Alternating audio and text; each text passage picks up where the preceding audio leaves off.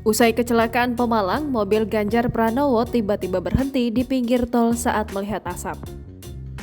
Melihat asap pembakaran usai peristiwa kecelakaan tragis di tol Pemalang, iring-iringan mobil Gubernur Jawa Tengah, Ganjar Pranowo berhenti di pinggir tol Bawen, Unggaran.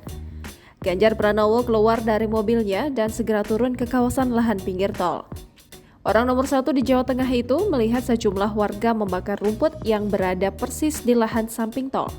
Ganjar Pranowo kemudian berbicara dengan salah satu warga yang membakar rumput di lahan pinggir tol. Ia mengingatkan bahwa membakar rumput di pinggir tol bisa membuat kecelakaan maut. Hal itu, kata Ganjar, sudah dibuktikan dari insiden kecelakaan tol Pemalang yang menewaskan satu orang. Ganjar pun meminta warga tersebut untuk menginformasikan ke warga lain terkait bahayanya membakar lahan di pinggir tol. Api yang membakar rumput di pinggir tol pun langsung dipadamkan.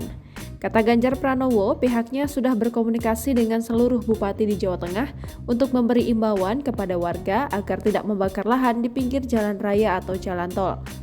Ia juga meminta pengelola jalan tol agar selalu sigap patrol dengan membawa alat pompa kecil dan air agar selalu menyiram pembakaran lahan di pinggir tol. Ganjar berharap kejadian di tol Pemalang yang menewaskan satu orang tidak terulang kembali. Diketahui sebelumnya, kecelakaan beruntun di Tol Pejagan Pemalang pada Minggu 18 September 2022 mengakibatkan satu orang meninggal dunia.